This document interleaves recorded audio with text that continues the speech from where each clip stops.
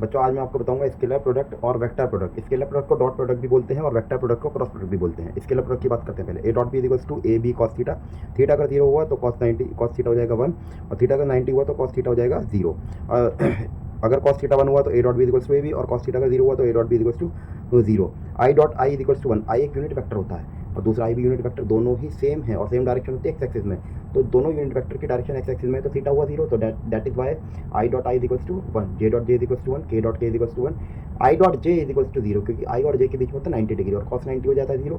और सिमिलरली ये 6 के 6 प्रोडक्ट डॉट प्रोडक्ट हो जाएंगे 0। यहाँ पर मैंने आपको एक डॉट प्रोडक्ट का एग्जांपल भी दिया है। A vector equals to i minus 2 j plus k और B vector equals to 4i minus 4 j plus 7 के।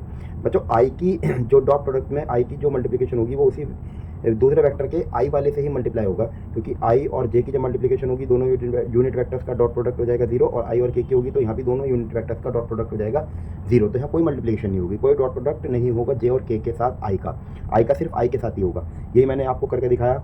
आई डॉट आई, ऊपर वाले आई का कोफिशिएंट 1 है और नीचे वाले आई का कोफिशिएंट 4 है, तो 4 इंटू 1 आई डॉट आई, और आई डॉट आई 1 होता है तो 4 इंटू 1 4, और आई डॉट आई 1 हो जाएगा। इसी तरीके से 8 हो जाएगा, 7 हो जाएगा, और इन तीनों को जोड़ेंगे तो 19 हो जाएगा। अब बात करते हैं क्रॉस प्रोडक्ट की। क्रॉस प्रोडक्ट में क्या होता है बच्चों, A cross B equals to A B sine theta होता है। अगर थीटा 0 हुआ तो साइन थीटा 0 हो जाएगा, और थीटा 90 हुआ तो साइन थीटा 1 हो जाएगा।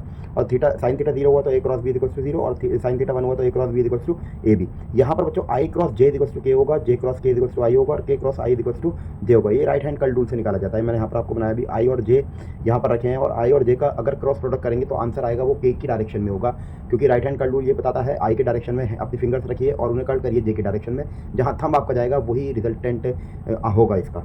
तो यहाँ पर एक एग्जांपल मैंने इसका दिया, i cross i equals to j cross j equals to k cross k equals to 0। बच्चों के क्रॉस के इक्वल्स टू 0, ये तीनों 0 हो जाएंगे, क्योंकि आई क्रॉस आई में एंगल दोनों के बीच में 0 बन रहा है और साइन 0 0 हो जाता है। यहाँ पर मैंने आपको दो वेक्टर्स का क्रॉस प्रोडक्ट भी बताया। ये बच्चों डिटर्मिनेंट से निकलता है, मैथ्स में डिटर्मिनेंट आपने पढ़ा होगा।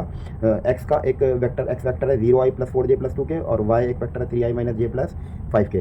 दोनों वेक्टर का क्रॉस प्रोडक्ट करेंगे, आई जे के लिखेंगे, ऊपर वाले के एक्स के कॉफिशिएंट ऊपर लिखेंगे, वाई के जितने भी कॉफिशिएंट है आई जे के वो नीचे लिखेंगे, और इसका डिटर्मिनेंट से सिंपल सोल्यूशन कर देंगे। बस एक बात आप इसमें ध्यान रखिएगा कि आई बाहर रखेंगे, बचा हुआ डिटर्मिनेंट अंदर डालेंगे, और जब जे बाहर रखेंगे तो जे के साथ हम नेगेटिव साइन जरूर रखेंगे।